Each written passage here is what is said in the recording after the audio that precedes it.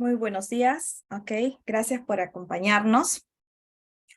El día de hoy vamos a desarrollar un webinario en relación a una de nuestra línea de equipos que es la espectroscopía infrarroja.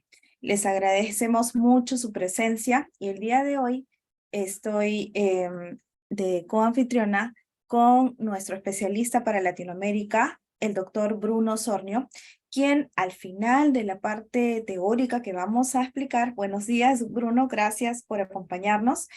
Buenos días. Él va a tener una sesión en la que ustedes van a poder ver, trabajar uno de nuestros equipos junto con el software y vamos a correr algunas muestras. Estoy segura que va a ser de mucho interés para ustedes. Les voy a agradecer que mientras desarrollamos esta presentación puedan escribir sus consultas o sus preguntas por el chat. Entonces, al final de nuestra presentación vamos a conversar sobre esas dudas o esas consultas que puedan tener. Bienvenidos y que tengan buen día.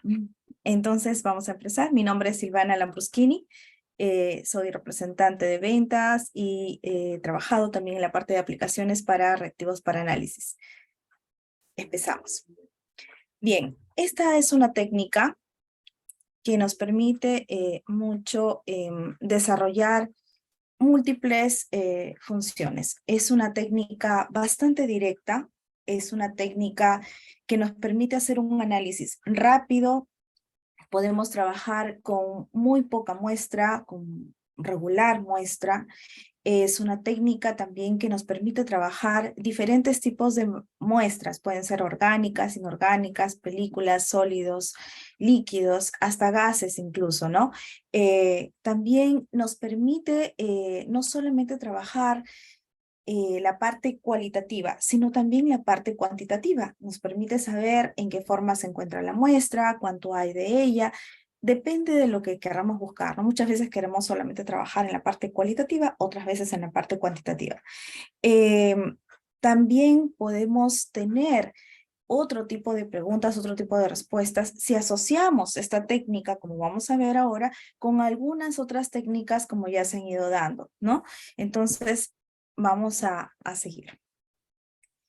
Bien, vamos a dar un paseo rapidito por algunos de los conceptos básicos que tenemos para esta técnica, ¿no? Por ejemplo, vamos a ver que parte del principio de aplicación de esta técnica tiene que ver mucho con los enlaces químicos, ¿no? Yo siempre menciono que la espectroscopía infrarroja es una técnica que no nos permite mentir sobre lo que tiene la muestra, sino nos permite saber o confirmar lo que la muestra tiene, ¿no? Entonces, los grupos funcionales, que es algo que muchísimos de nosotros conversamos. Entonces, vamos a hablar de los enlaces químicos, ¿no? Lo que nosotros vamos a ver, lo que sucede en la espectroscopía infrarroja es esta vibración de los enlaces químicos como si fueran resortes, ¿no? Lo he dicho muchas veces, depende mucho, esta vibración nos hace ver el entorno que tiene la molécula y eso lo podemos ver a través del espectro o las bandas espectrales que podemos ver en el análisis. Entonces, acá tenemos un fenómeno importante, ¿no? La absorción, ¿no? De energía que sucede en los enlaces químicos tiene mucho que ver con las frecuencias específicas en determinadas vibraciones. Entonces, la frecuencia de la vibración se relaciona mucho, como ven ustedes en esa fórmula, a través de la fuerza de los enlaces y también a través de la masa de los enlaces. Entonces, a medida que aumenta la fuerza de la unión, también aumenta la frecuencia. Hay algunos ejemplos ahí de los enlaces en los que podemos ver este fenómeno. Y también a medida que disminuye la masa, también tenemos un aumento de frecuencia, por ejemplo, en los enlaces que vemos, por ejemplo, carbono-hidrógeno, carbono-carbono, un enlace simple, ¿no? Y con algunos otros elementos. Y por ello es que siempre decimos que, para que a ustedes les parezca igual, cada espectro es diferente de acuerdo a cada tipo de compuesto que nosotros vamos a analizar. Como dice ahí el Fran, cada uno nos cuenta una historia sobre los materiales y los componentes que estamos analizando. Bien, vamos a hablar un poquito más sobre la parte del espectro donde nos encontramos, en la región de donde nos encontramos dentro del espectro electromagnético. El infrarrojo es una forma de energía dentro del espectro electromagnético, ¿no? Como sabemos, los campos eléctricos magnéticos vibran en forma de un ángulo recto entre sí. Entonces, vamos a trabajar con términos de longitud de onda. ¿Por qué? Porque siempre tenemos que ver en qué situación, en qué posición se encuentra la parte infrarroja dentro del espectro electromagnético. Como ustedes pueden ver, está entre la región visible y la región de microondas. Entonces ahí se ubica la región en la que desarrollamos este tipo de análisis. Las moléculas que reciben irradiación por la luz infrarroja vibran de diferentes modos. Depende también del entorno, de moléculas, del entorno químico que tengan. Depende también de los otros grupos funcionales que estén incluidos dentro de la molécula. Entonces, cada uno va a vibrar de diferente forma y eso es lo que vamos a ver reflejado en el espectro. Y cada uno de estos enlaces va a absorber la energía y el calor de forma distinta. Entonces, es como nosotros, ¿no? Cuando estamos cerca al fuego, dice, somos irradiados por una energía infrarroja. Entonces, las moléculas de nuestra piel vibran y nosotros sentimos calor. Si nos vamos a la playa, también nosotros sentimos ese calor. Entonces, es muy importante. Lo mismo le pasa a las moléculas de los compuestos que queremos analizar. Entonces, lo que nosotros siempre vamos a sensar es ese calor que ellas están absorbiendo, ¿no? Entonces, vamos por partes. Vamos a ver algunos conceptos también con respecto hemos hablado de las masas y hemos hablado de los enlaces, ¿no? Entonces, acá tenemos, por ejemplo, un par de ejemplos con respecto a dos tipos de componentes o de compuestos que tienen masas diferentes. Por ejemplo, en el primer compuesto tenemos masas ligeras, ¿no? Hay dipolo, hay alta frecuencia y podemos hacer un análisis con esta muestra. Fíjense qué sucede con el segundo ejemplo, donde las masas son mucho más pesadas, hay dipolo, pero la frecuencia va a ser mucho más baja por la masa de los componentes que estamos analizando. Entonces, ¿la masa influye? Sí influye. Ahí podemos ver el resultado de la relación entre la alta frecuencia y la baja frecuencia que podemos ver. Y todo eso lo relacionamos o lo vamos a ver a través de las bandas en nuestro espectro infrarrojo. También es importante, como les comentaba, identificar el entorno químico de la molécula. Si tenemos un enlace de hidrógeno que está acompañado con un cloro, como lo vemos ahí, por ejemplo, va a producirse un cambio en el dipolo. Entonces, sí vamos a tener una lectura en el infrarrojo. Solo y cuando tenemos un cambio de dipolo, podemos decir que esa molécula es activa en el infrarrojo. Si no podemos tener esto, como en el otro caso, por ejemplo, en el caso del gas nitrógeno, ¿no? Entonces ahí no hay cambio de dipolo, ahí no hay dipolo, no hay nada, esta molécula es inactiva en el infrarrojo. Nosotros utilizamos, por ejemplo, el gas nitrógeno como un gas de purga muchas veces. Quienes ya trabajan en la técnica utilizan nitrógeno por este motivo, porque el nitrógeno es como invisible para el infrarrojo. Entonces, aprovechamos esta particularidad para utilizarlo como un gas de purga, ¿no? Entonces, es muy importante que tomemos en cuenta la masa de los componentes que tenemos en la mezcla y también el entorno químico, porque todo ello va a lograr el espectro que nosotros queremos, ¿no? Y a partir de eso vamos a poder confirmar los enlaces y los grupos funcionales que tenemos. Esto es algo que muchos de nosotros hemos visto seguro en la universidad. Es una tabla con los grupos funcionales. En esta tabla nosotros podemos ver en qué región vamos a encontrar las bandas de los diferentes grupos funcionales. Lo curioso que también no solamente son las bandas, sino si le agregamos un hidrógeno, si le agregamos un enlace más, ¿cuál va a ser el desplazamiento de estas bandas? Estas tablas las usábamos muchísimo antes. Hoy en día nos apoyamos mucho en la biblioteca que vamos a tener de respaldo en el equipo, pero siempre es bueno analizar y mirar lo que nosotros podemos tener tanto en la teoría como lo que tenemos en los grupos funcionales. Nos es más fácil ahora con el apoyo de las librerías, pero yo siempre digo que siempre hay que darle una revisión a lo que nosotros estamos teniendo, con lo que estamos obteniendo, ¿no? Que queremos buscar. Bien, vamos a hablar un poco sobre la toma de muestras, ¿no? Se pueden distinguir, podemos distinguir dos tipos de toma de muestras, dos tipos de muestreos, los más conocidos, con los que trabajamos más. Uno de ellos es la técnica de transmisión, que muchos de ustedes la usan seguro o la han usado, y la otra es la técnica de reflexión.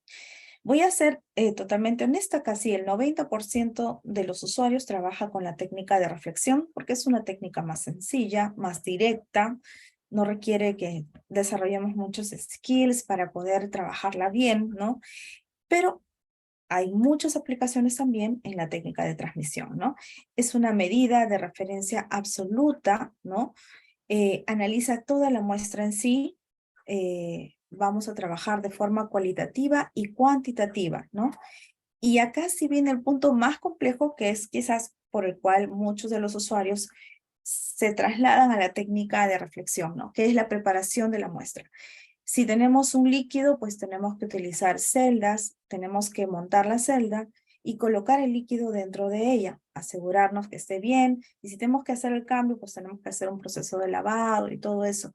Si tenemos una muestra sólida, tenemos que hacer unas pastillas, tenemos que utilizar una prensa, hacer mezclas, nos permite hacer la parte cuantitativa también. Si tenemos un gas, tenemos que utilizar una celda para gases, tenemos que ver la forma de purgarla primero con nitrógeno y luego ingresar el gas que queremos analizar. Entonces, siempre aquí la preparación de la muestra se nos va a hacer un poco más complicado, pero es una técnica que todavía tiene mucha vigencia, como lo vamos a ver más adelante. Es una técnica que nos permite trabajar la parte cuantitativa muy bien, y es una técnica que es bastante sensible también.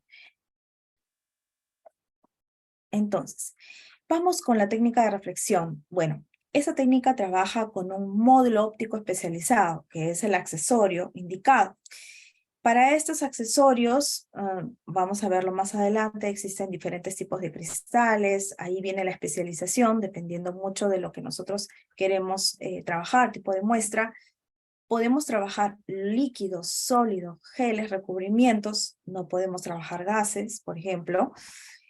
Analiza toda la muestra o parte de ella, depende mucho del contacto que tengamos de la muestra con el cristal. Básicamente es para un análisis cualitativo y requiere mínima o casi nada preparación de muestra. Acá hay otras técnicas, por ejemplo, esta es una técnica de reflectancia total atenuada, ¿no? Y reflectancia total atenuada horizontal, como dice HATR, ¿no?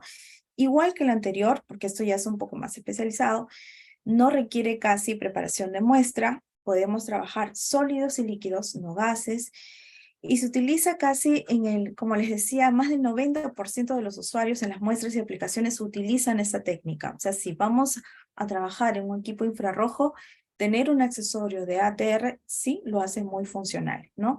Es un análisis en la superficie. Lo vamos a explorar un poquito más allá. Acá tenemos otra técnica que también es muy buena, no todos la trabajan, pero las compañías de farmacia tienen buenas aplicaciones con ella. Es la técnica de reflectancia difusa. Es básicamente para trabajar polvos, para trabajar muestras sólidas en polvos. Necesitamos mezclar la muestra con KBr, con bromuro de potasio, y es un análisis básicamente para esto. Nos permite hacer cuantificación a través de esa técnica. Es un poco más fácil trabajar aquí los polvos que si usáramos transmisión, pero también tiene sus detalles. Entonces sí es una buena técnica, me parece, para trabajar muchas muestras en polvo. Acá tenemos también la técnica de reflectancia especular. Eh, la muestra, para utilizar esta técnica, la muestra debe tener una capa reflectante o estar como en un espejo. Entonces, el haz va reflejado en la muestra en diferentes tipos de ángulos, ¿no? Es un análisis también en la superficie. Vamos a hablar un poquito sobre la técnica de transmisión, ¿no? Que es una de las más usadas, las primeras que se ha usado. Tiene aplicaciones en diferentes rubros, ¿no? Y también hay técnicas validadas por la USP con esa técnica. Entonces, vamos a trabajar esto. Entonces, ok, lo primero que podemos ver es... Un momentito, por favor. Ok, este es lo que le llamamos acá como el método del arquetipo. Ok.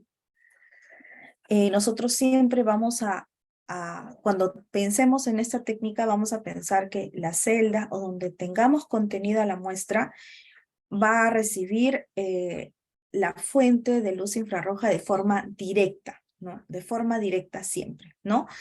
Hay múltiples accesorios para esto, muchos componentes, ¿no? Es un concepto bastante simple. La luz atraviesa, ¿no? Simplemente la muestra, por eso digo, es una técnica directa, ¿no? Y por ello también el resultado es que esta técnica se vuelve un poco más sensible que las otras, tiene mejor calidad, porque la transmisión de luz y la observancia es directa, ¿no?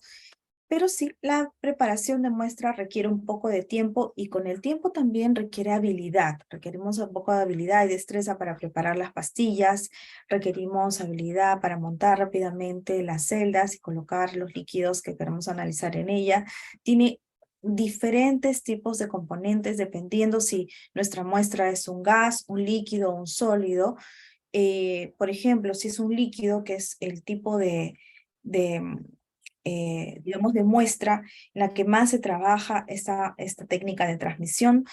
Tenemos una variedad de ventanas para escoger diferentes tipos de materiales dependiendo de la muestra. Entonces, cuando ustedes quieran ir por el camino de la técnica de transmisión, es muy importante siempre que vean qué cosas quieren analizar. Si yo tengo un alcohol, si tengo una muestra que tiene un solvente orgánico, qué tipo de solvente orgánico, si tengo quizás un líquido que es un poquito más corrosivo, yo tengo una variedad de ventanas para elegir y voy a basarme en eso para poder seleccionar la mejor, la más apropiada, ¿no? Y no estar, digamos, adivinando cuál es. Esto depende mucho del rango, de las ventanas, también hay que conocer un poco eso, pero nosotros estamos para ayudarlos y asesorarlos en esto. Si hablamos de muestras sólidas, pues tenemos que trabajar definitivamente con un mortero, una prensa, con bromuro de potasio, que es con el que vamos a mezclar nuestra muestra para poder hacer una pastilla, ¿no? La destreza en hacer la pastilla es un tema que demora un tiempo, con la práctica se vuelven habilidosos para poder trabajar esa técnica. La técnica de hacer pastillas viene desde hace mucho tiempo atrás. Tenemos usuarios que aún las hacen y se pegan mucho a esto porque, como les dije, es una técnica sencilla, es directa, es mucho más sensible, sobre todo si los analitos que queremos identificar, queremos analizar, están muy baja concentración. Solamente que sí, tenemos que tener en cuenta todo esto, ¿no?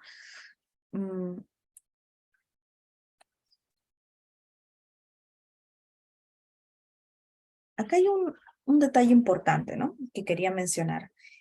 Cuando se trata de polímeros, por ejemplo, los polímeros tienen muy buena absortividad, generan unas bandas intensas. Entonces, cuando yo trabajo un polímero por transmisión, no voy a ver unas bandas, sino que voy a ver como unos edificios cuadrados. Eso quiere decir que la absorbancia está saturada.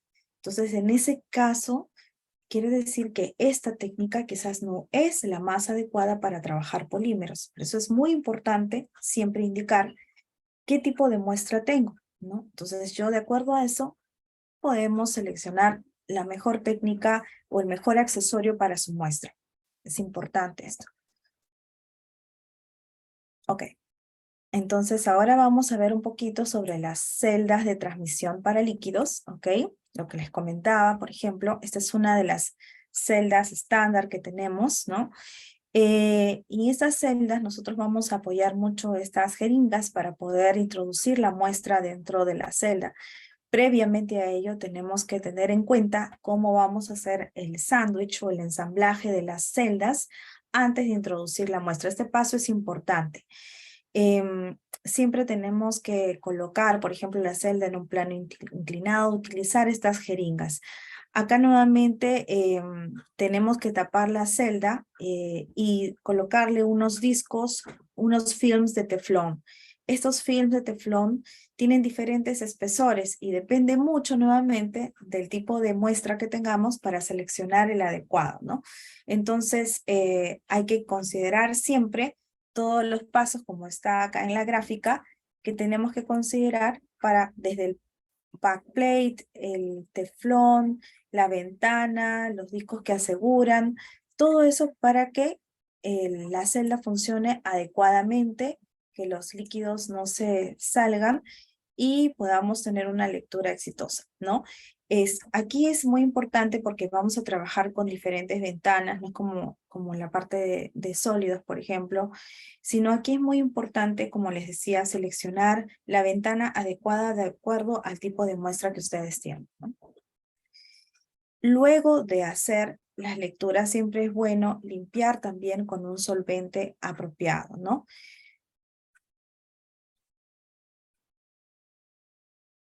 Acá hablamos, por ejemplo, de los pellets o las pastillas, ¿no?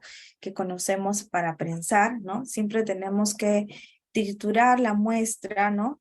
Homogenizarla bien para reducir todos los efectos que se puedan dar por la dispersión. Entonces es muy importante que la muestra esté en unas partículas muy pequeñas. Para eso utilizamos mucho los morteros, tenemos que mezclarla muy bien, ¿ok? Con el material, con el bromuro de potasio, para poder hacer una buena pastilla, ¿no? Entonces, esto hay que transferirlo con mucho cuidado, un portamuestras como el que ustedes ven, que este es un pellet, y luego este pellet armado lo colocamos en la prensa. Ustedes se dan cuenta que a veces elaborar este tipo de muestras es un poco largo, ¿no? Pero hay muchas técnicas y muchas regulaciones que se basan en este tipo de técnica de transmisión y a veces es muy útil también para algunos casos de investigación. Todavía se sigue usando, todavía la seguimos trabajando, todavía está en las regulaciones porque también los resultados que tenemos todavía son bastante confiables. Bien, entonces, hablando de las muestras sólidas, conversando sobre la parte de transmisión para muestras sólidas, mencionamos que necesitábamos la prensa, necesitábamos bromuro de potasio. ¿Qué tipo de prensa puedo seleccionar? Bueno, tenemos prensas hidráulicas, que es lo ideal, y tenemos prensas manuales, ¿no? La prensa hidráulica tiene una ventaja sobre la prensa manual. Lo primero es que el resultado es reproducible, porque va a aplicar el mismo grado de presión en todas las pastillas que nosotros vamos a colocar. Los ensamblaje de los pellets que nosotros coloquemos, vamos a aplicar la misma presión. Eso hace que el resultado sea reproducible porque vamos a tener pastillas más o menos con el mismo espesor, con la misma uniformidad, ¿no? Son muy fáciles de usar, tenemos mejor control porque podemos graduar el control en base a la presión, tiene un pequeño manómetro ahí. En cambio, las prensas manuales también son un poco más económicas, depende del usuario, son más rápidas, ¿no?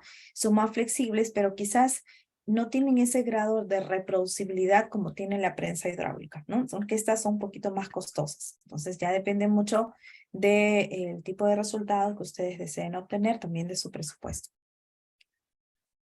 Bien, ahora vamos a hablar un poco de esta técnica, de la segunda técnica más rápida, más popular, digamos que tenemos, que es la refractancia total atenuada. Para la refractancia total atenuada, vamos a revisar cuáles son los beneficios, ¿no? Entonces, es una técnica muy simple, la mayoría de usuarios la utiliza. Casi no tenemos preparación de muestra, no tenemos que estar pendientes de la longitud de paso. Este es un tema importante, ¿no? parte de las ecuaciones y los conceptos dentro de la espectroscopía infrarroja hay que introducir la ley de Beer. Muchos de ustedes también lo manejan.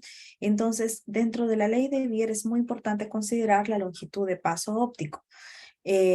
Aquí no tenemos ese problema, no tenemos que preocuparnos. En la parte de transmisión sí, tenemos que ver siempre el tipo de celda o los discos de teflón para ver el paso óptico. Aquí no. Entonces, es muy flexible porque podemos trabajar con muestras que están en diferentes formas, en geles, en pinturas, en líquidos sólidos, ¿no? Láminas, diferentes telas, diferentes tipos de materiales, ¿no? Es bastante flexible. Comprender cómo funciona esta técnica nos ayuda mucho a poder cubrir todos los detalles al momento de colocar la muestra en ella, ¿no? Usarla de manera más efectiva, ¿no? Entonces, para usar la refractancia total atenuada, siempre tenemos que considerar que nuestra muestra va a ir sobre una superficie. Esa superficie va a tener en el medio un cristal. Y este cristal va a ser distinto dependiendo del tipo de muestra que ustedes tengan. Aquí lo que ven, por ejemplo, es un cristal que tiene 3 puntos de rebote. ¿Se dan cuenta? Hay cristales que tienen monolíticos, que es el más común, que es de un solo rebote. Entonces hay técnicas en ATR que nos piden un cristal multirrebote, que tenemos una superficie. Vamos a ver esto. Entonces, para la refractancia total atenuada, como le conocemos más comúnmente ATR, ¿no? Es muy importante considerar lo siguiente, ¿no? Esta refractancia total, ¿no? TR, digamos, ¿no? Y la onda evanescente, tenemos que considerar esto, ¿no? ¿Qué es lo que pasa acá entre el cristal y la muestra y la torre de presión, ¿no?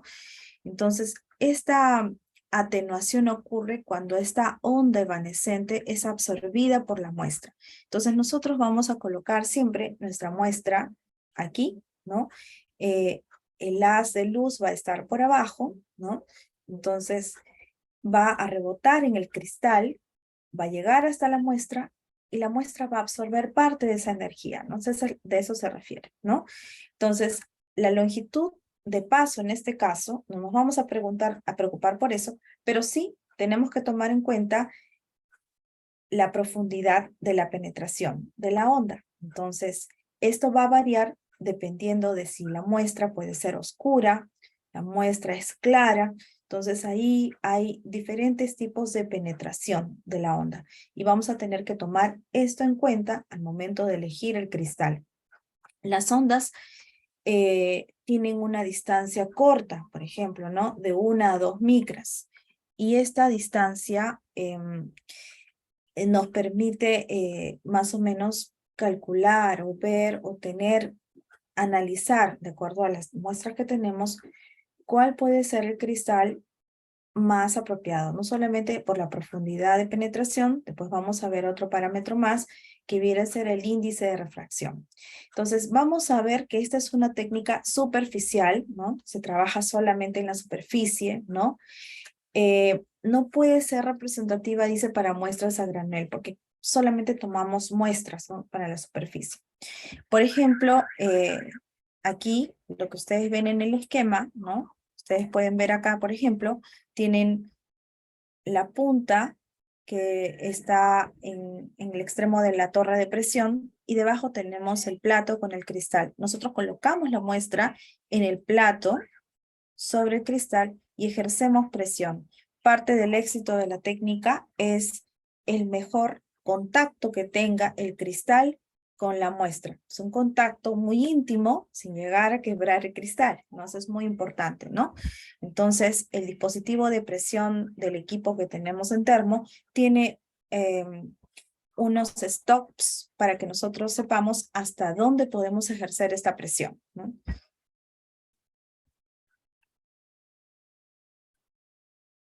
Esta es una tabla que nos muestra algunos de los materiales de los cristales que podemos utilizar y algunas de las características que tenemos que tomar en cuenta.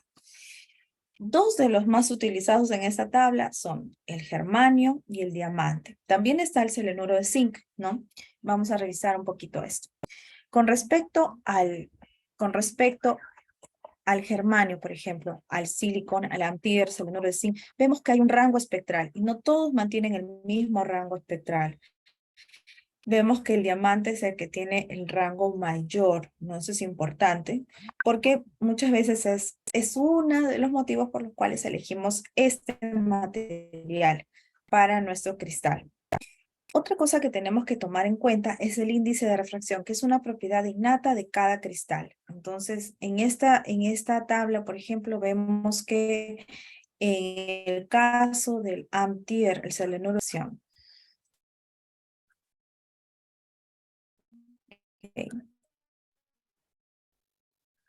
en el caso de la profundidad de penetración, es lo que les decía. Nosotros vamos a considerar este parámetro dependiendo mucho del tipo de muestra que tenemos, ¿no? Tenemos muestras oscuras, pues necesitamos un cristal que nos dé una profundidad de penetración más corta. Si tenemos muestras claras, vamos a necesitar un cristal que nos dé una profundidad de penetración mayor. Entonces ustedes tienen ahí, pueden escoger entre, por ejemplo, el selenuro de zinc y el diamante, son aquellos dos materiales que nos dan una mayor profundidad de penetración, y el germanio una menor profundidad. Entonces, el germanio es un candidato elegible cuando tenemos muestras oscuras, por ejemplo, ¿no? Para trabajarlas con este cristal. Y en el caso de todas las demás muestras, las más claras, podemos trabajarlas con cristales de selenuro de zinc o diamante, si estamos hablando de la profundidad de penetración. Al lado derecho tienen una descripción de algunos de los usos que tenemos para estos cristales, ¿no? Dependiendo de la muestra que tengamos, ¿no? Acá hay una comparación, por ejemplo, de un análisis hecho, ¿no? Que tiene mucho que ver con el efecto de la longitud de paso, ¿no?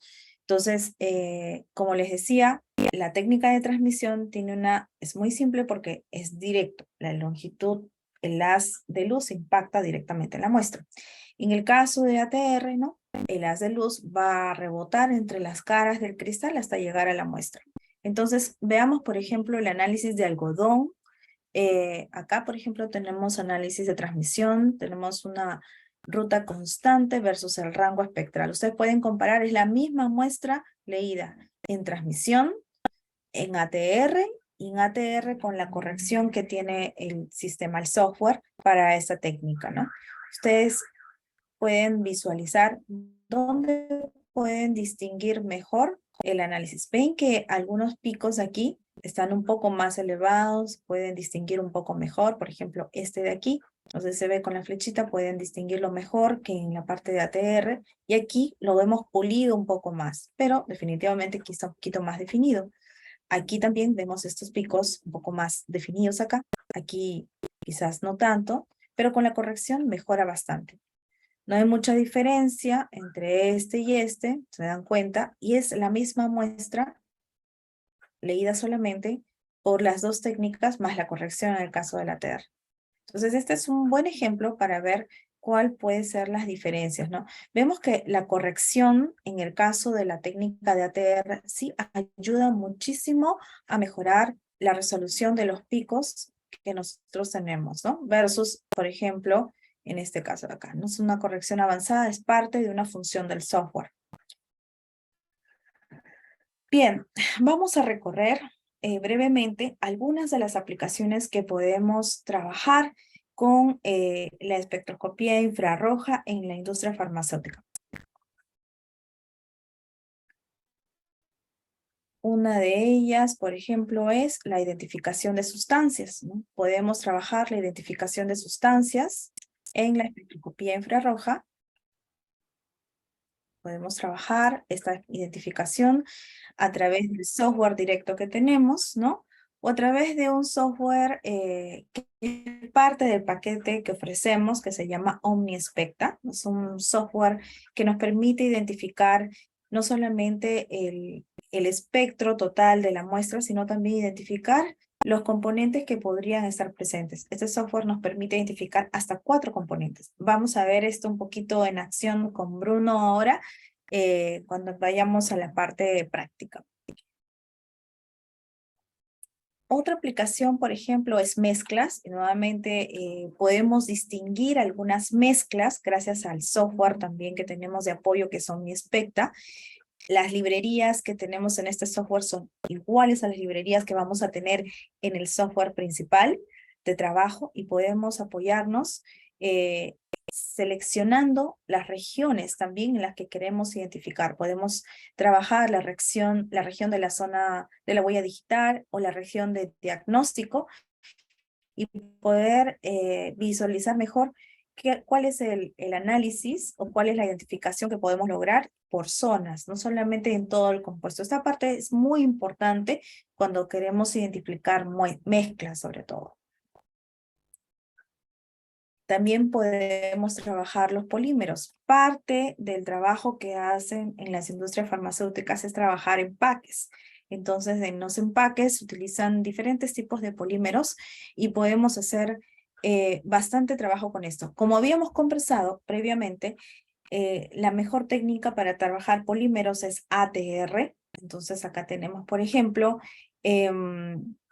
algunos ejemplos de diferentes tipos de muestras, ¿no? Tenemos hasta 15 muestras, ¿no? Trabajadas en ATR, ¿no? Y aquí sí se logran ver picos diferenciados y marcados con buena resolución. Esta es un ejemplo de una identificación de activos, por ejemplo, en un laboratorio forense. No es exactamente farmacéutico, pero tiene un buen corte de ello porque muchos de esos activos son productos farmacéuticos. Entonces, ellos necesitan un apoyo bastante fuerte para poder hacer una identificación de ellos y poder elucidar si realmente qué porcentaje, digamos, del activo se encuentra presente en las muestras incautadas, ¿no?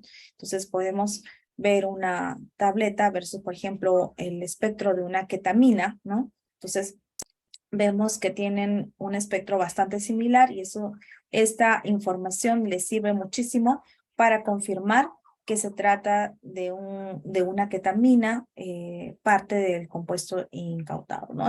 Este trabajo es muy importante para la parte forense porque es rápido, porque les da informaciones veraces, como les dije, lo que dice el infrarrojo, las bandas y el espectro es lo que está en la molécula, no podemos alterarlo por nada, las bandas están ahí, entonces con un buen trabajo previo, con una base de datos apropiada, podemos obtener muy buen apoyo para esta parte, este grupo de muestras, ¿no?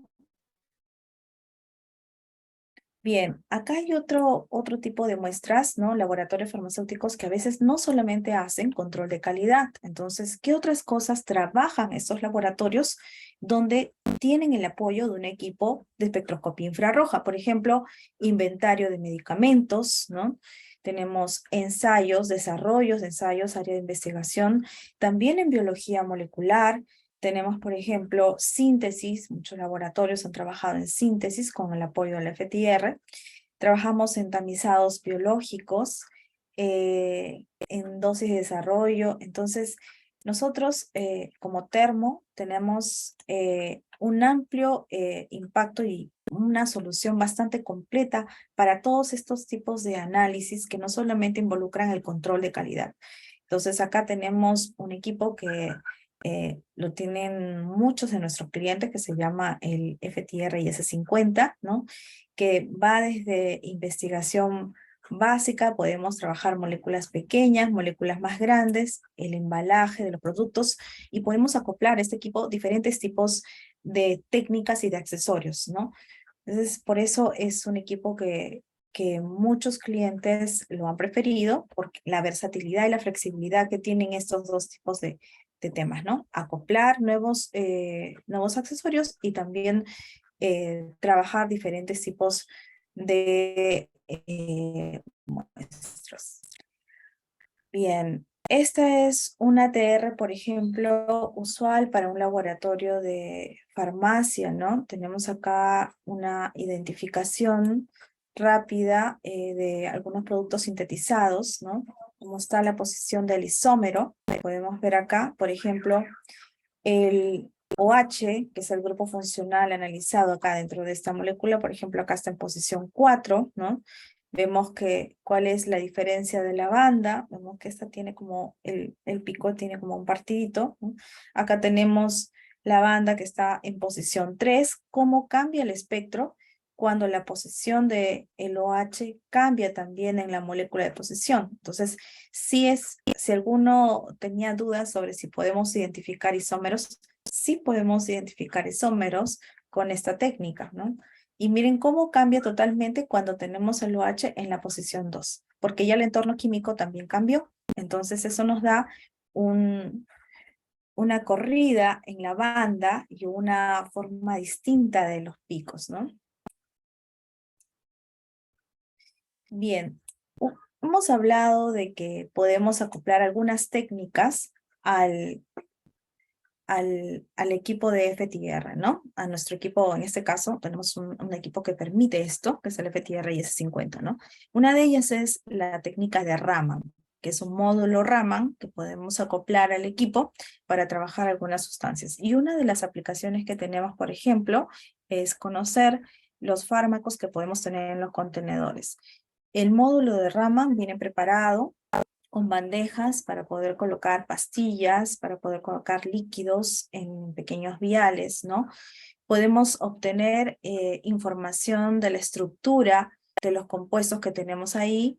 No necesitamos exponer o destruir el material, no, si lo tenemos en muy poca cantidad podemos colocar un vial y no tenemos que desperdiciarlo porque hemos sacado una gota o algo cuando a veces es muy escaso. Entonces esa técnica es bastante útil para esto. Otra de las técnicas que tenemos es la técnica de NIR para el laboratorio farmacéutico, ¿no? Muchas veces nos han consultado por esta técnica y lo que podemos decir es que es una técnica muy útil cuando se trata de trabajar desarrollo de nuevas fórmulas, ¿no? E implementaciones de métodos, ¿no? Podemos trabajar a través de fibra o también en el caso de podemos trabajar esfera de integración, que es parte de los accesorios que podemos integrar con este equipo, NIR. Es validable y cumple con las FR21, ¿no? Este es un análisis bastante común, bastante conocido por ustedes, que es el análisis de simeticona en una celda horizontal, ¿no? Entonces acá tenemos, por ejemplo, la celda, necesitamos un accesorio de transmisión, ¿no? Y una celda, por ejemplo, para poder hacer este análisis, ¿no? Podemos trabajarlo también con este material que vendría a ser selenuro de zinc, ¿no? Acá tenemos nuevamente el análisis de sigmeticona, pero bajo las normativas de la USP. Tenemos que utilizar una celda de transmisión, ¿no? Más o menos de 500 micras. Dióxido de silicio puede ser para una celda de transmisión de 100 micras. Solamente cambia el espesor de la celda y podemos trabajar este análisis. Estas son bajo las condiciones de la USP. También lo que les mencionaba, tenemos en este equipo que es nuestro Nicolet IS50, tenemos una solución integrada y que permite configurarse con diferentes módulos, con diferentes accesorios. Justamente el ejemplo que vamos a ver ahora a través de Bruno va a ser con un IS50, ¿no? En este caso, por ejemplo, puede tener un accesorio Raman, el compartimento de muestras. Podemos trabajarlo con el módulo NIR, que tiene al lado izquierdo, como ustedes pueden ver, que puede tener la esfera de integración. Podemos trabajarlo con una fibra óptica. Podemos tener también, este equipo permite trabajar en todo el rango del espectro, en el medio, en el cercano y en el lejano. Entonces, con eso podemos configurar un beam splitter bastante flexible y para el cambio entre un rango y otro podemos tener un intercambiador automático que es un módulo ABX que se utiliza cuando yo tengo todo el rango y tengo que estar cambiando de ventanas para trabajar en uno u otro, ¿no? Entonces es bastante flexible. Algo importante que tenemos que trabajar también es la validación en el laboratorio. Este punto es bastante importante para los laboratorios farmacéuticos, puesto que es una exigencia por parte de la regulación.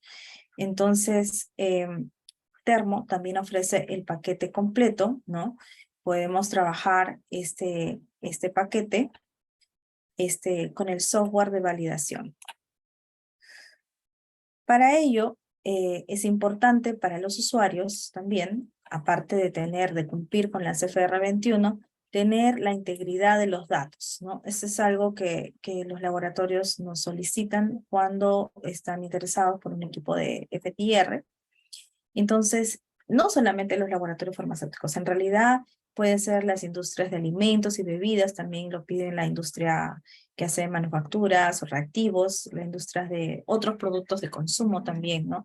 Entonces, la integridad de los datos es muy importante y obedece a ciertas técnicas y regulaciones que hoy en día se les pide a los laboratorios que están siguiendo ciertas regulaciones. Entonces, los datos siempre deben registrarse de acuerdo a cómo se originaron y nos ayuda a garantizar que los datos permanezcan como se han registrado originalmente, que no hayan sufrido cambios o alteraciones por terceros, y que se mantiene en el backup en el momento que ustedes deseen consultarlos, ¿no? Entonces, hay herramientas para garantizar esta integridad de los datos. Una de ellas es la CFR 21, parte 11, por ejemplo, las firmas digitales, ¿no? Las pruebas de auditoría, que también podemos incluir dentro del paquete del software, las pruebas de los paquetes de calificación operacional y los servicios de certificación. Como parte de la integridad y el ciclo de vida de los datos, ¿no? Que logramos o tratamos de garantizarlos durante toda la vida de los mismos y durante tengamos vigente el equipo, ¿no? Y en todo el proceso de análisis, de creación, procesamiento, revisión de firmas y todo, ¿no? Entonces es un ciclo y un proceso de pasos que tenemos que cumplir y que los software tienen que estar adecuados para cumplir. El software que tenemos cumple y tiene un paquete que se acopla a esto para cumplir con estas regulaciones, tanto desde creación, procesamiento, revisión, el reporte y la preservación de todos los datos que nosotros vamos a generar al momento de hacer los análisis. Por ejemplo, es parte de la CFR 21, que viene a ser los registros electrónicos o las firmas electrónicas que tenemos que colocar en los reportes al momento de... Entonces, esta parte es muy importante y es algo requerido principalmente por las compañías de farmacia, ¿no? Pero no solamente por ellas, ahora por muchas otras empresas también. Bien, con la parte del CFR 21 va acoplado también el tema de la seguridad y administración. O sea, no podemos hablar solamente de toda la parte del CFR 21 y la protección de datos sin hablar de la seguridad y la administración de estos datos, que conlleva a un control del acceso de los diferentes usuarios que se pueden registrar en el equipo, ¿no? Entonces, esta parte es muy importante porque nos permite sesgar los accesos que tienen los usuarios al módulo, al equipo, para poder realizar sus funciones, ya sea el administrador, el usuario, el personal de TI, que es el encargado de verificar la integridad de los datos o algún tema en el sistema. Entonces, todos ellos van a tener diferentes tipos de acceso y nosotros podemos trabajar esto a través de los paquetes de software que se incluyen en el equipo.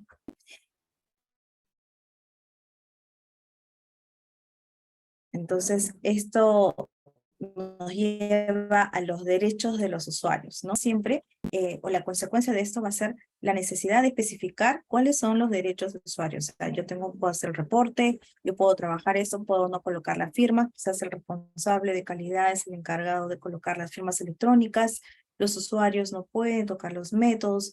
Esto lo va a especificar siempre el usuario al momento de trabajar con el equipo y indicarnos cuáles son los permisos que le vamos a otorgar a los diferentes tipos de usuarios. Acá, por ejemplo, estaba, ¿no? El TI, por ejemplo, solo se ocupa de la definición de usuarios. La persona que hace control de calidad puede revisar y cambiar los procedimientos, política. Operador solamente inicia el análisis y genera los informes. Y el administrador de control de calidad puede firmar los análisis y acceder a los parámetros de análisis. Ok, nos está ganando un poquito el tiempo. Entonces también tenemos la función de calificación de desempeño, que es PQ. Esta parte es importante y pertenece a todo el sistema integrado de validación. Entonces siempre es importante hacer la calificación de desempeño, ¿no? Del equipo. Incluye la validación, que es la funcionalidad del sistema completo. El software, calificación de desempeño del instrumento, los métodos y los procedimientos que van a utilizar, ¿no? Esos son los flujos de trabajo. Trabajamos de acuerdo a diferentes tipos de farmacopeas europeas, la americana, farmacopea china ahora también, la farmacopea japonesa, todo ello. El software incluye los flujos de trabajo que pueden medir y pueden informar los valores para cada tipo de farmacopea que sea enumerado ahí, ¿no? O sea, sí podemos trabajar con eso. Bien, finalmente, esta es una pantalla general de los equipos espectrofotómetros FTIR con los que contamos. Tenemos el modelo Summit, ¿no? Que es un modelo actual. Ahora estamos en Summit X, ¿no? Que es el último modelo que ha salido. Tenemos el equipo de IS-20, FTIR IS-20, que muchos de ustedes pues, lo tienen. El IS-50, como hemos conversado, que es el más flexible. Y tenemos el IS-50R, que es para algunos temas de investigación. Bien, entonces le voy a dar el pase a Bruno, ¿ok? Para que podamos observar la parte de la práctica. Okay. Buenas tardes, buen días. Acá en Brasil es más a tarde. Bueno, ¿me escuchan? Sí. Sí. Bueno, entonces vamos.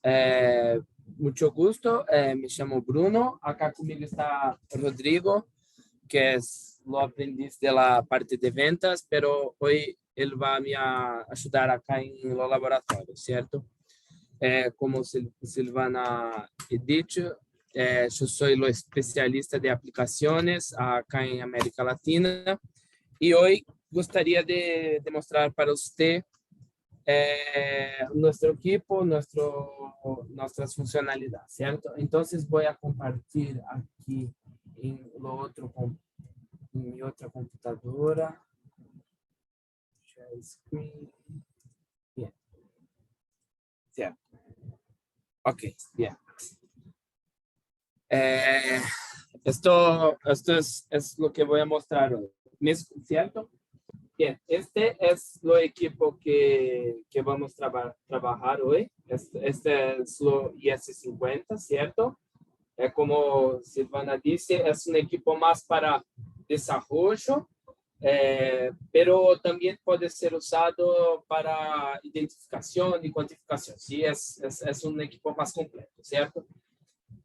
Además de ese equipo que tenemos en nuestro laboratorio, esta acá es lo accesorio de la esfera de integración para trabajar con LIR, que es lo infrarrojo cercano.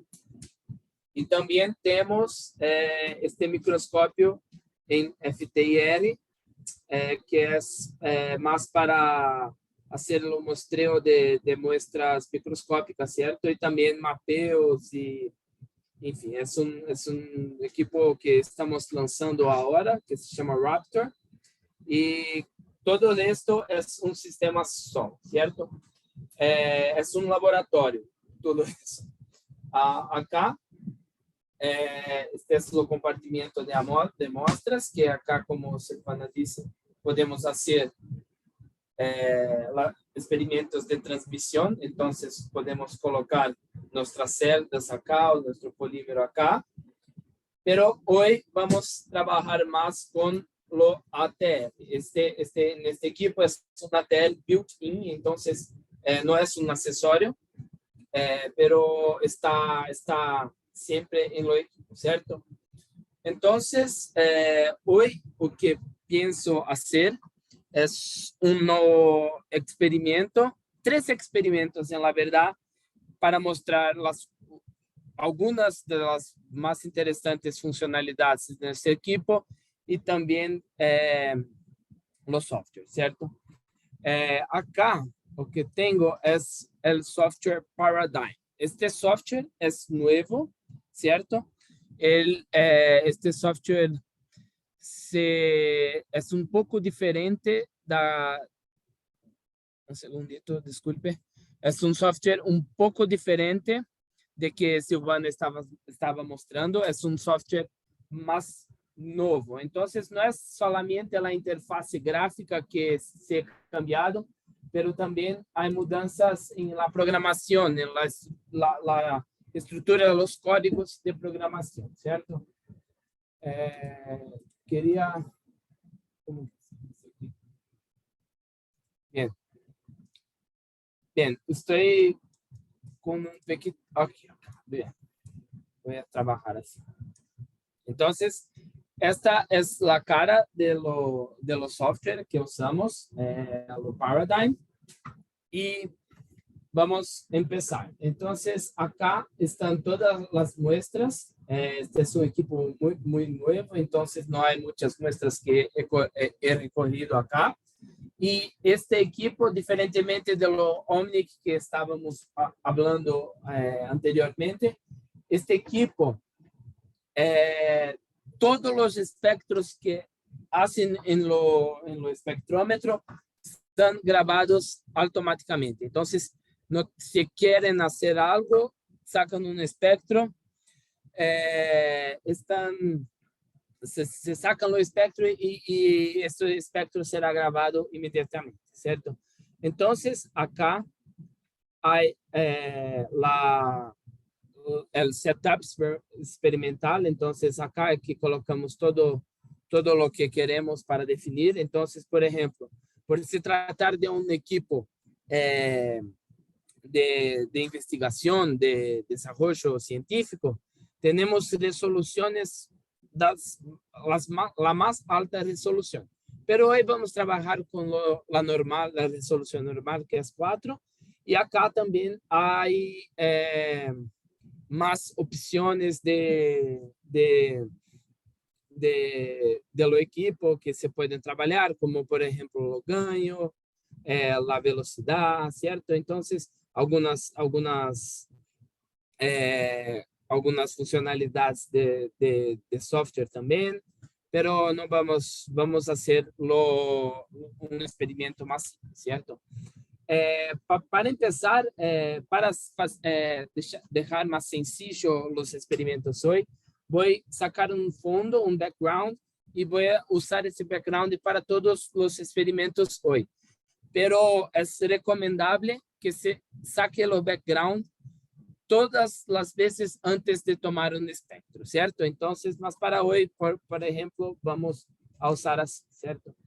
Entonces, voy a sacar el background, ¿cierto? Sí, entonces voy a sacar el background.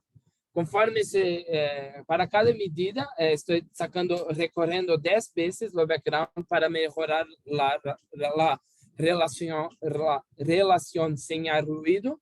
Entonces, para cada vez está siendo contado acá, ¿cierto? Bien.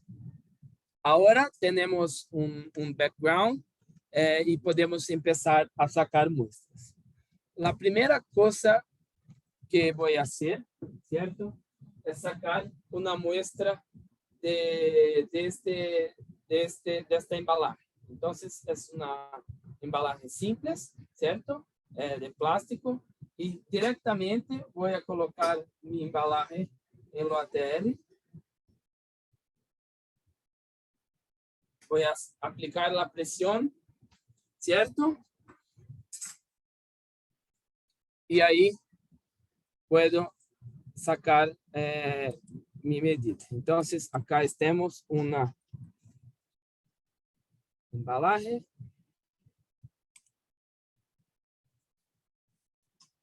Y así tenemos nuestro espectro. Está sacando los espectros, ¿cierto? Por se tratar de un polímero, este es un polímero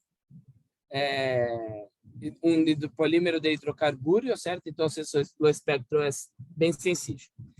Acá, como podem ver, há dois espectros, o espectro de mi muestra e do fundo também, pero este fundo está atrapalhando minha visão. Então, vou a sacá-lo fora e vamos a trabalhar somente com o espectro, certo?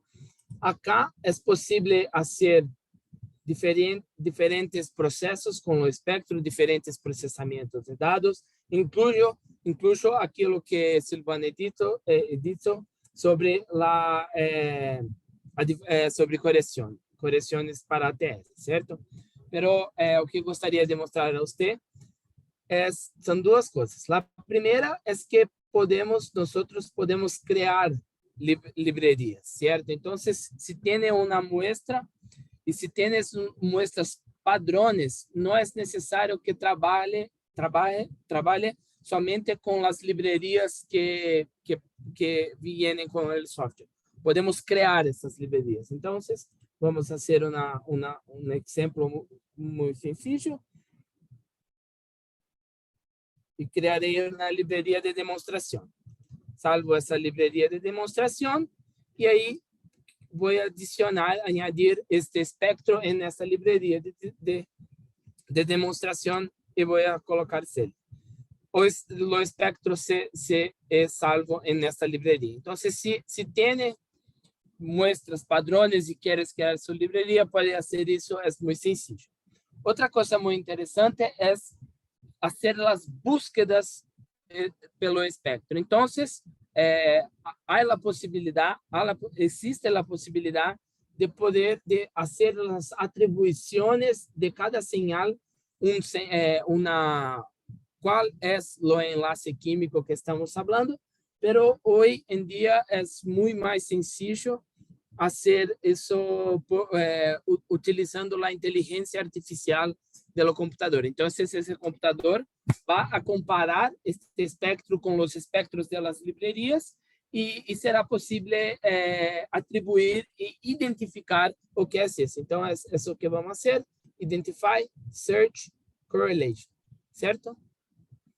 Mira, acá temos nossa próxima amostra, que é a 100% de correlação, porque se procurou em la libreria que eu he criado com esta muestra, certo? Pero, mira, aí também, este acá é de outra livraria, é de uma livraria acá, HR, Nicolet Sampler Library, e aí uma correlação de 91,98%.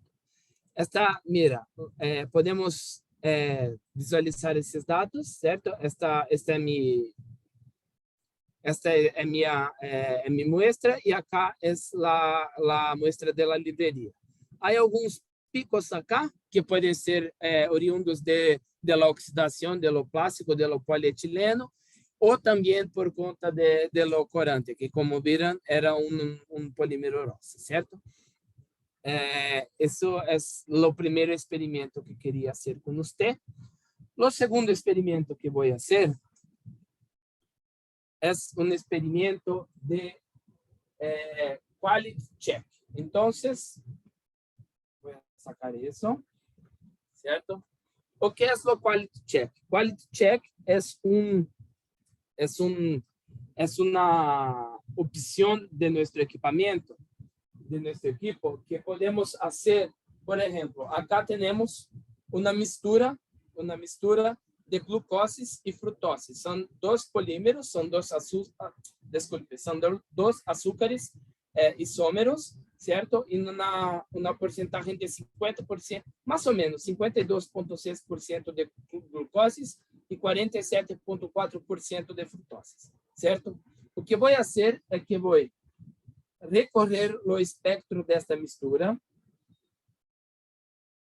Primeiramente, vou recorrer o espectro. Então, um pouquinho de muestra diretamente em lo cristal de ATR, fazer a pressão e sacar o espectro.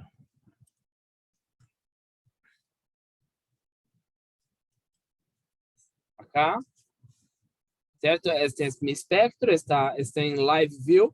Entonces voy a sacar el espectro y voy a llamar de GLU 52, FRU 48, que es, hay 52% de glucose y 48% de frutose, ¿cierto?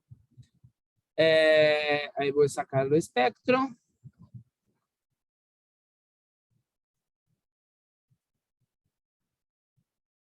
Enquanto saca o espectro, tenemos que ver el progreso acá.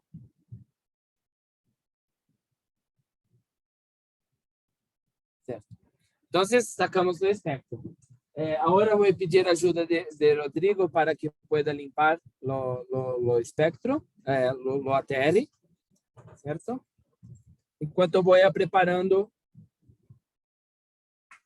a la otra muestra. Esta muestra agora que voy a colocar é uma muestra de 80% de glucoses e 20% de frutoses, certo? Como podem ver, é muito sencillo limpar o cristal, certo? E também tem que limpar a punta, não somente o cristal, para não que haja contaminação.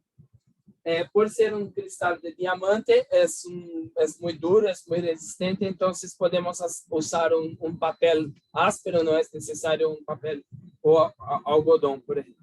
Entonces voy a colocar esta muestra de otra concentración de esta mixtura de azúcares. Poquito, creo que he usado mucho. Aplicar la presión y recorrer lo espectro. Measure new sample. Acá tengo una mistura de 80 y 20.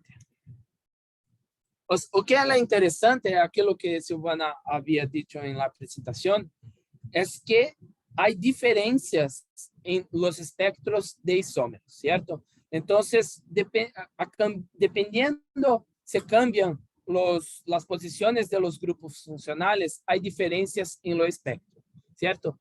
Entonces, como hay diferencias en los espectros con concentraciones diferentes pueden tem padrões diferentes, certo? Então, o que vou fazer agora é o quality check. Então, primeiramente, vou elegir de los espectros, então, 52% de glucose e 48% de frutoses, e vou fazer check frente a uma referência de uma mistura que é 50% de glucose e 50% de frutoses. Quando hago isso, há uma correlação de 96,3%. Então, yo he definido que se tem uma correlação acima de 95%, pode dizer que meu espectro é passado. Então, tenho uma boa correlação, uma boa muestra, certo? Esto é arbitrário, pode elegir la porcentaje de correlación que quiera, ¿cierto? Y ahora voy a hacer eso con la otra mistura, 80% de glucoses frente a 20% de frutoses. Es una concentración. Y ahí voy a hacer lo que check frente a la referencia 50-50. Mira, acá no tenemos una buena correlación y así tenemos una falla tenemos una correlación de 74,9% y lo que el software dice es que es fallado, ¿cierto? Esto es una opción, un experimento de nuestro software que es muy bueno. Entonces, si trabajan con control de calidad, es muy sencillo, saca el espectro y puedes decir si hay una falla o si ha pasado su muestra, ¿cierto? Ahora, finalmente, me gustaría de hacer un último experimento que es una identificación multicomponente, ¿cierto? Tengo acá conmigo una tableta, es una tableta de como pueden ver, es un remedio de acá de Brasil, Doril enxaqueca, para dolores de cabeza muy fuerte, ¿cierto? Es una tableta común. Lo que ha sido, no sé si pueden ver bien, es una tableta, yo he cortado al medio, ¿cierto? Ahí lo recubrimiento, pero voy a pegar un poquito de la tableta directamente y colocar en nuestro cristal para hacer la medición, ¿cierto?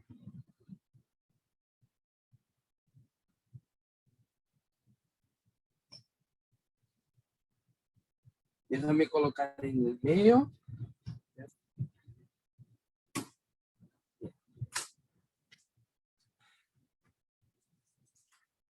Mira que vamos a sacar el espectro entonces. ¿Cierto? O que a identificação multicomponente irá ser é que, por exemplo, se tem uma muestra com mais de um componente que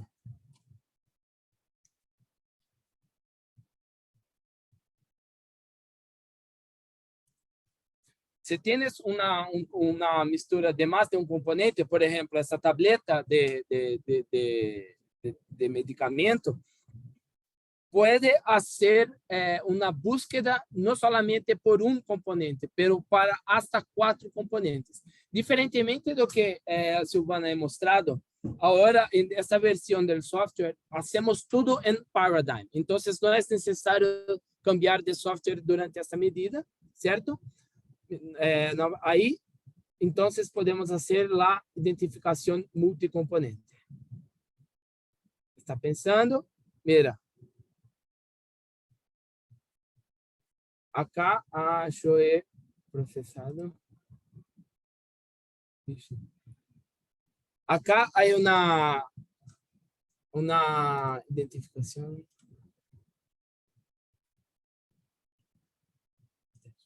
Un segundito acá.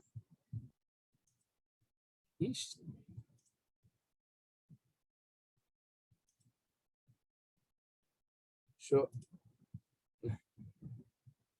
he colocado. Creo que coloqué mucha poca muestra. Tengo que hacer el experimento de nuevo, ¿ok?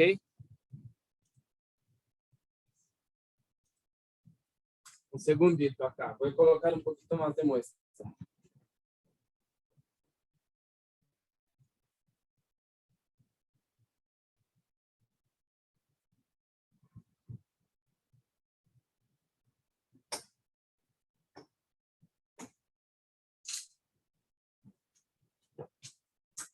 He colocado un poquito más de muestra. Un segundito. Sí.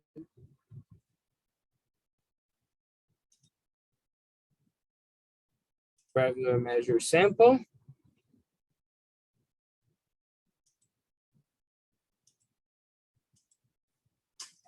Estás un poquito lento.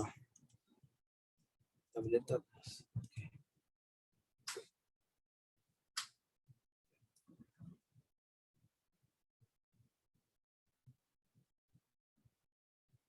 El espectro está, mira, con un poquito más de muestra, tenemos un espectro un poquito diferente, ¿cierto? Y ahí podemos hacer la identificación multicomponente.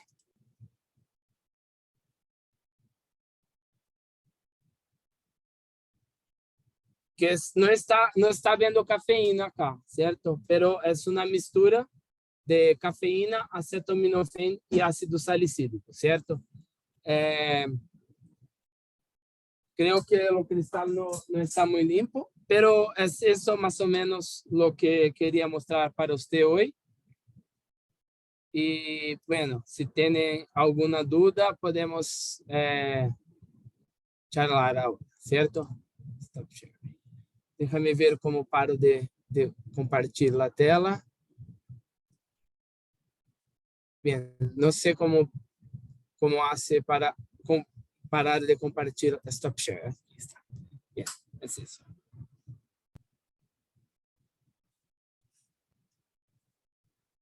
Bueno, creo que es eso. Si tienen alguna duda, podemos conversar ahora. Muchas gracias, Bruno.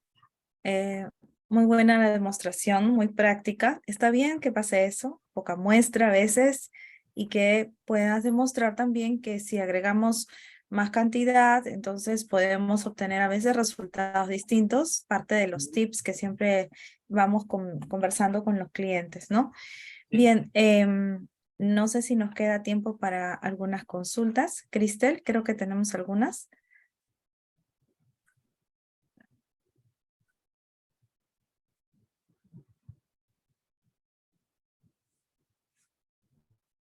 En chat hay algunas preguntas.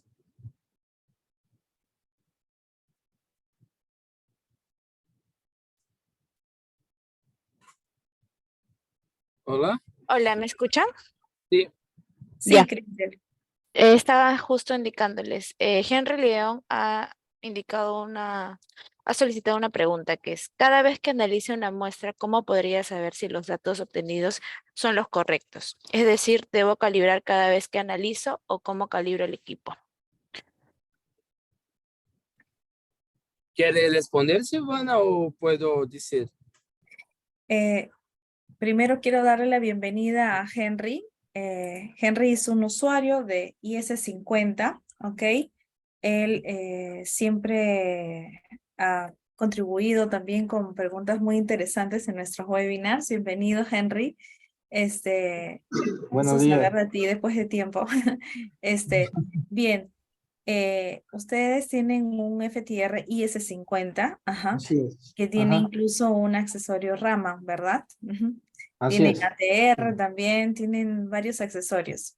Bien, entonces, ¿cómo saber si los datos obtenidos son correctos? Yo voy a dar mi apreciación y luego también, Bruno, tú puedes comentar sobre tu apreciación, no hay ningún problema. Es muy bueno eso para apoyar mejor las consultas de Henry. Sí, lo que siempre tenemos que tener en cuenta es que tenemos que analizar, si yo quiero saber si mis datos son confiables, debería tener un patrón de referencia en el cual debo analizarlo primero. Entonces, si yo voy a buscar un componente en particular, pues tengo que analizar primero, conseguir un patrón de ese componente. De lo contrario, no voy a tener la certeza de que los picos o lo que estoy obteniendo se refiere a la muestra, porque muchas bandas, muchos enlaces pueden estar en diferentes tipos de moléculas. Necesito conseguir un patrón de la muestra para analizarla primero, puedo armar mi librería con eso y luego pasar mi muestra y comprobar si es que mi muestra tiene algo de lo que yo estoy analizando dentro del patrón principal. Esa sería una primera forma. La segunda forma es definir si tu muestra es sólida, líquida, gas, si está en porcentajes altos, si se encuentra en porcentajes bajos, para definir la técnica. Muchas veces ATR puede ser, pero muchas veces no lo es. Entonces es importante definir cuál es el tipo de muestra, en qué concentración se encuentra, para definir cuál sería el mejor accesorio. Si requieres cuantificar, entonces también hay que trabajar otras cosas para poder apoyarte. Pero sí, definitivamente, si va a ser una investigación donde estás buscando algo, necesitas trabajar primero el patrón y después la muestra. Bruno, Ok. no sé si tú tienes algo complementario que agregar. Creo que se he preguntado también cómo es la calibración, ¿cierto? De lo equipo en sí. Hay algunos estándares de poliestireno y estándares internos, principalmente se tiene el Valpro. Y estos estándares, hay posiciones de banda muy bien definidas. Entonces, cada vez que hace esa calibración, puede tener certeza que su equipo está haciendo la lectura correcta del espectro, ¿cierto? Ah, ok, ok. Y la regularidad que tiene que hacer esto va a depender de su proceso interno, ¿cierto? Hay lugares que tienen que hacer toda semana, hay lugares que tienen que Ah, hacer a cada 6 meses, ¿cierto? Eso es más una indicación interna de su proceso que tiene en su empresa. Correcto. Muchas gracias. Henry, volvemos a contactarnos nuevamente, no te preocupes, ahí estamos para apoyarte. Gracias, Me muchas escribes nada gracias. más, tienes mi correo, no hay problema. Cualquier consulta Sí. también te conecto con Bruno. Sí, Hay sí, otra- Sí, hay otra consulta de Marilyn Armas. Dice, la idoneidad del sistema Valpro aseguran el sistema de mi equipo. Si no cumple el Valpro, mi equipo queda inoperativo.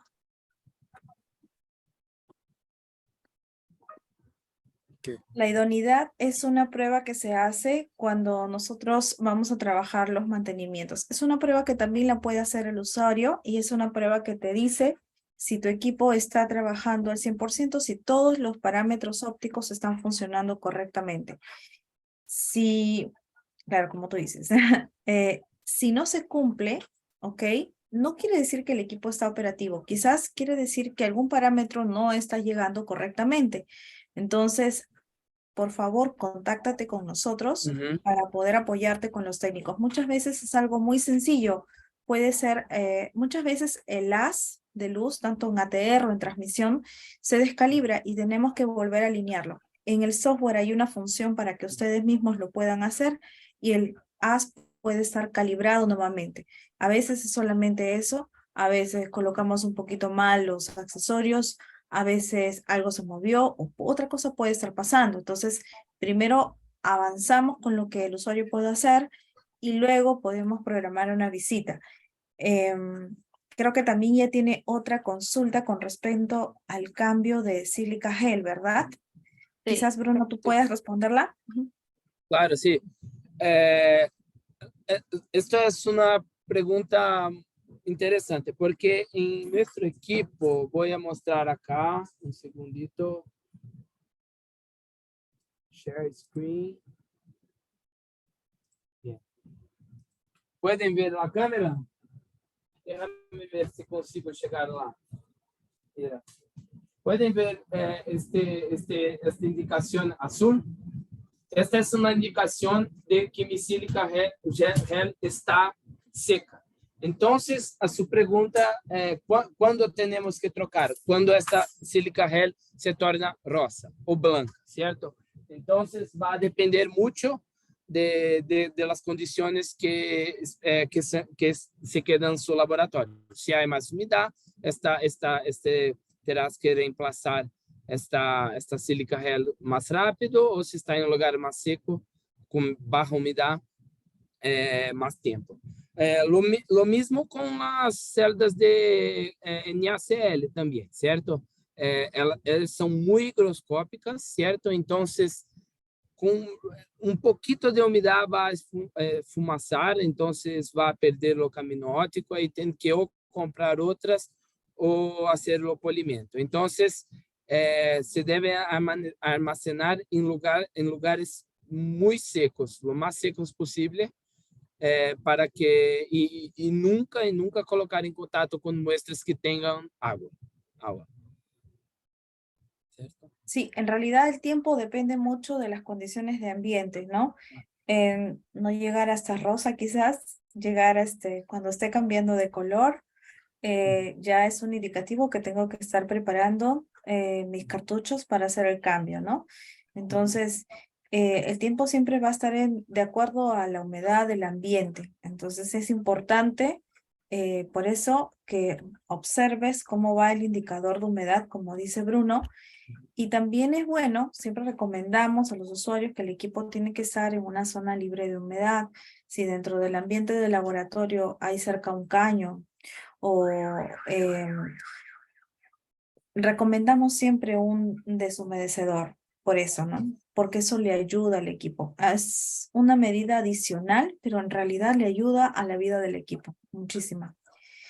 Las cintas indicadoras de humedad vienen con la sílica gel. Sí. Sí. Sí, las cintas indicadoras, sí, las del IS-50, sí. Los otros equipos tienen unos cartuchos que tienen unas ceolitas que son las que absorben la humedad, ¿no? Que es distinto. Bruno, ya que estás en el laboratorio, ¿podrías Sí. mostrar, porque tenías el IS-50 acoplado a un microscopio infrarrojo. Sí, sí. Podemos aprovechar la oportunidad para ver el acople, que es el nuevo equipo, me parece. El Ah, sí, Rapid. los microscopios. Sí. Sí, Ujú. claro. Un segundo. Estoy aprendiendo a usar Zoom. Sí, bueno, pueden ver.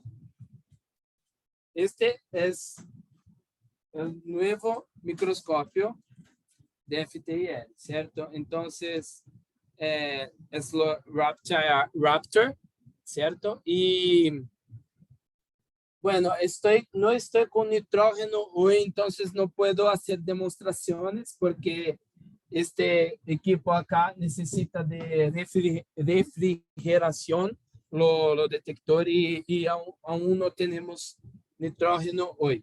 Pero es un equipo muy, muy importante, no solamente para desarrollo, pero también para hacer mediciones de muestras microscópicas. Por ejemplo, si tiene un contaminante, un punto preto en su muestra, y ese punto es muy pequeño, puedes usar este microscopio para hacer la identificación de lo que sea eso.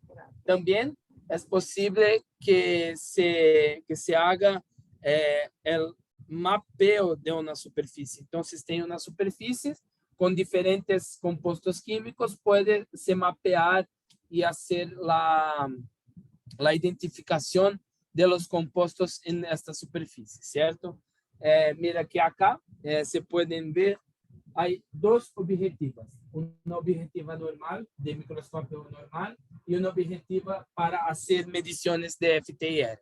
Por conta de que el vidrio tiene una absorción muy grande en lo infrarrojo, es necesario una objetiva, que es esa capa negra, con un material que no sea que no sea visible para lo FTIR, ¿cierto? Es un equipo muy interesante. Hay algunas aplicaciones para la industria farmacéutica, y puedo compartir con usted también notas de aplicaciones si quedan interés en eso. Muchas gracias, Bruno, por este adicional. Es importante porque, como él dice, es el último microscopio que ha sido lanzado por Thermo. Es un equipo que ha sido probado muchas veces sin fallas. Tiene muy buena performance. Como él dice, tiene aplicaciones desde la parte forense, parte de investigaciones de materiales, farmacéutica. Entonces, yo creo interesante que puedas compartirnos esas aplicaciones para poder compartirlas con los usuarios. Bruno, hay una última consulta de la señorita Marilyn Armas. Ella indica cuáles son las condiciones ambientales que debe cumplir el área donde está el equipo.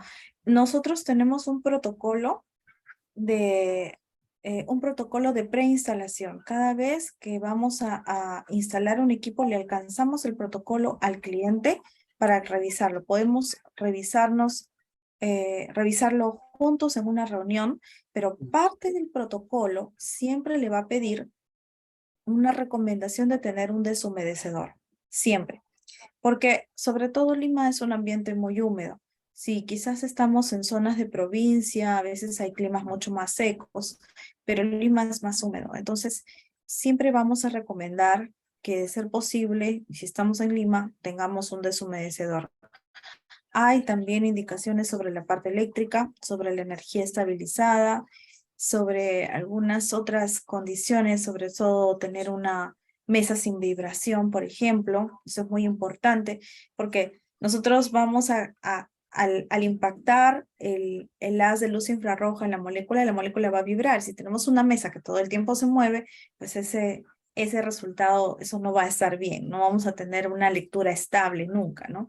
Entonces es muy importante tener una mesa que no vibre, en un ambiente que esté seguro, sin polvo también, para poder, son algunas de las sugerencias que se encuentran dentro del protocolo. Si tienes duda, por favor, puede dejarnos su correo y le vamos a enviar esta información para que ustedes la tenga a la mano, y podemos hacer una reunión si tiene más consultas para poder apoyarlas.